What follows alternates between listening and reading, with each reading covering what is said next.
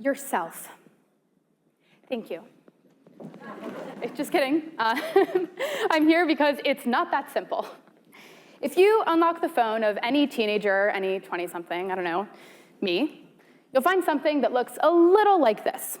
A simple, scrollable feed full of glamorous boys and girls in their glamorous dresses and their glamorous pets and their glamorous bands. And oh, good for them, they just bought a house.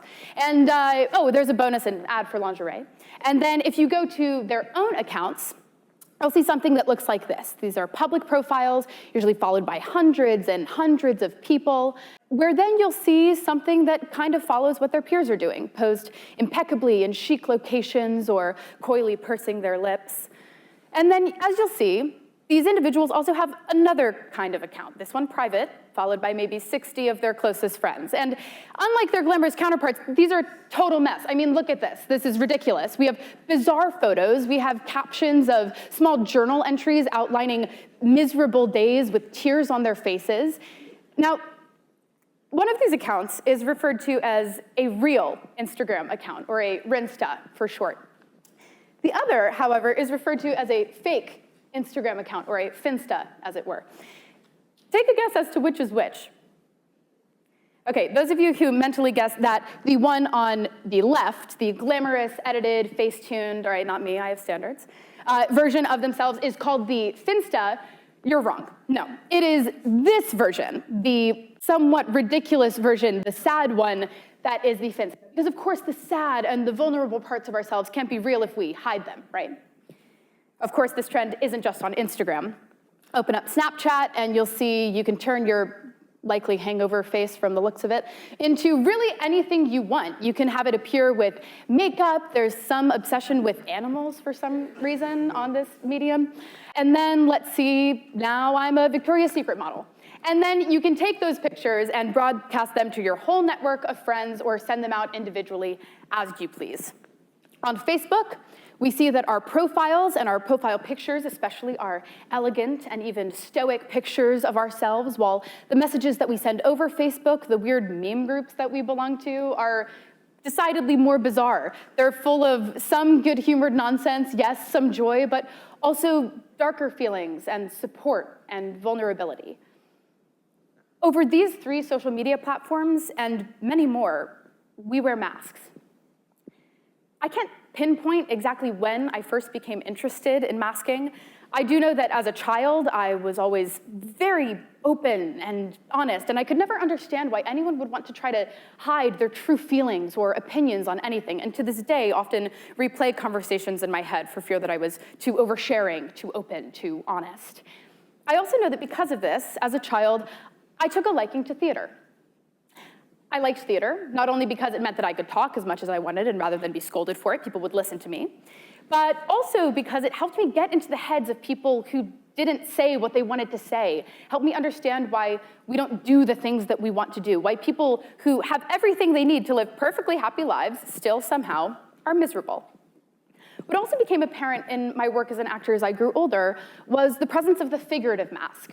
You see, when you get into character, you are yourself still, but also not. And herein lies the fundamental paradox of masking. I am not myself. The instance of two social media accounts on the same platform for one person is a perfect example of this. See, I am this glamorous, beautiful person, but also not, because I am also this sad, double-chinned, normal person. Now, of course, this extends not only on social media, but also to every conversation that we have in our regular lives. How many of you have had a conversation that goes something like this? You see someone that you haven't seen in a while, and you go, hey, how are you? Good, how are you? Yeah, good, good. How are your classes? Oh, they're good. Good, yeah, good. You get 5 minutes into it, and even through then, you can't tell if this person has opinions on anything, or if they're passionate about anything, or I don't know, being alive. That may sound a bit blunt, but let me try and explain why these weird social media presences and conversations are a problem. So there's nothing inherently wrong with masking. Humans have been wearing masks and engaging in festivals surrounding masks for as far back as we have records. And they've been using them for a variety of healthy reasons. But in our Western society that's increasingly individualistic and globalized, not to mention socially dependent on technology, we found that our uses of masks have transformed from the literal or physical to the figurative, turning group and communal support mechanisms and coping mechanisms into performative constructions of the self that don't exist. Researchers John W. Nolney and Kara McCarthy outline in their excellent book, Masks, Faces of Culture, my personal Bible, 5 reasons why humans have worn masks throughout our shared anthropological history. I argue that these reasons still stand, but they've moved into our personal private lives, in which they get a little wonky. First, festivals of renewal. These are festivals that surround the new harvest or the new year and that allowed people to share excitement for these events, but also share in a common anxiety about what those things might bring. Now, we tell everyone about our New Year's resolutions that we don't statistically keep past 3 weeks.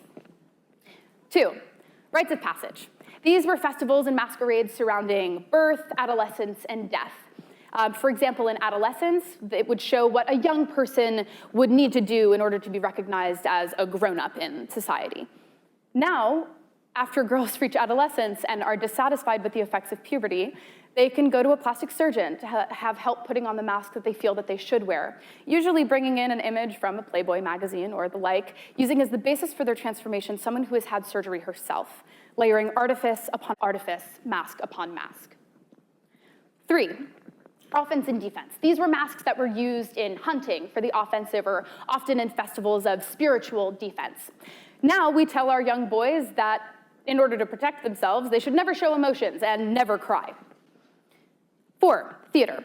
This still happens, but it's considered kind of niche. I thank Julie Taymor for her excellent work on Lion King on Broadway for keeping this rich tradition alive. Now, however, we see that rather wearing the mask on stage, the stage kind of transforms into the platform for our everyday lives. We find that every social media post, every conversation is a carefully constructed performance. 5, and finally, men as women. The history of masking is that of a male-dominated practice. We found that in many cultures, these were men that were making and performing on the masks, and in many cultures, women weren't even allowed to touch the masks. Men were too busy being constrained by the societally accepted version of manhood that they couldn't show emotions, and masquerade allowed a perfect platform for them to get all this out. Also, many festivals were to show what the ideal woman looked like, and who better to show what the ideal woman looks like than a man? This obviously has no carryover into the present day. Joking aside, when a mask was a physical thing, it was a communal source of pride and beauty. The whole community took comfort in its use in surrounding performance. But now that it's moved into the figurative, we have no way of telling where the points of suffering are, where support is needed, and even when we're wearing them ourselves. Teens today, physically safer than they've ever been. They're having less sex, they're doing less drugs, they're drinking less, but they're also the unhappiest generation that America has ever seen. Since, and I'm about to use a bunch of quotes from a researcher whom I very much admire and we'll get to in a minute, since the emergence of social media, the instances of body dysmorphia and eating disorders in the US and the UK alone have risen by 30%. The authoritative American Freshman Survey has found that between 2009 and 2016, the numbers of young students who felt overwhelmed rose by 51%.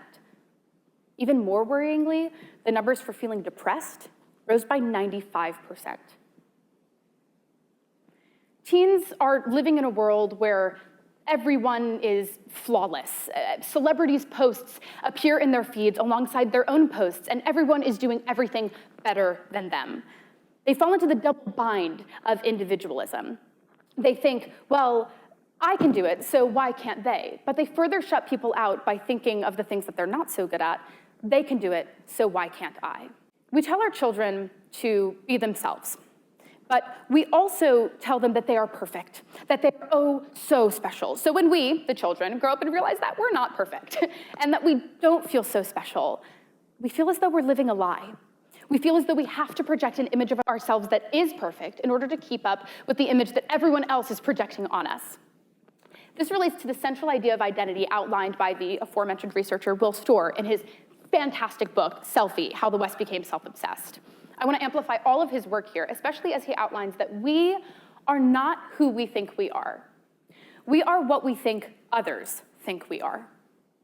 So what are we supposed to do with that, right? So there's this personality test. Nope, not Myers-Briggs. It's called the Newcastle Personality Assessor. And it measures you on what they call the big 5 personality traits. These are namely extroversion, agreeableness, conscientiousness, neurosis, and openness, okay? So to give you a guinea pig to put this in perspective, you've known me maybe 10 minutes, I took this test, okay? And to those of you who know me, shockingly, for extroversion, I got 99th percentile. Agreeableness, 14th percentile, and I have the ex-boyfriends to prove it. Conscientiousness, 74th percentile.